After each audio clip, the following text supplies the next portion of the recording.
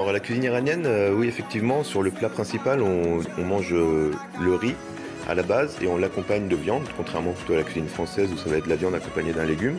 Et puis on a différentes sortes de riz. Je vous ai ramené aujourd'hui le riz à l'épine vinette, accompagné de poulet au safran, qui est un plat qui se mange beaucoup chez les gens, traditionnellement. Et puis également le gourmet sabzi, donc qui est un plat en sauce, un plat mijoté aux jarrets de veau, aux herbes et haricots rouges, avec du riz au safran. Et un plat de grillade, donc de riz aux griottes, avec le coquelet au citron safran. Ça, en fait, il faut savoir qu'en Iran, les gens, les plats mijotés, ils les mangent plutôt à la maison. D'accord. Et ils vont au restaurant pour manger des brochettes. C'est ce qu'on appelle le cello kawabi, ça veut dire riz et brochettes. Et donc nous, comme on est en France, on a essayé de faire une panoplie de tous ces plats pour que les gens puissent déguster. Et les Iraniens, ils adorent faire des barbecues parce que j'ai passé 2 mois, notamment l'hiver. Et je leur ai dit que nous, on faisait des barbecues qu'au mois de juillet, août. Et alors, au mois de février, vous êtes en montagne.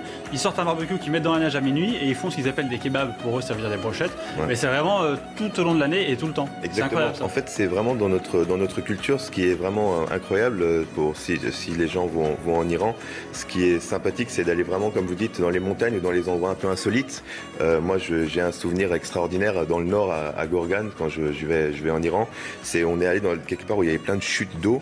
Et puis, sur les pierres, comme ça, on a commencé à faire un feu, on a commencé à faire des grillades avec une casserole, on a mis du riz à cuire. Et puis ça, c'est des choses je pense qu'on peut vivre que là-bas. Et puis, oui, effectivement, la grillade, c'est très culturel chez nous.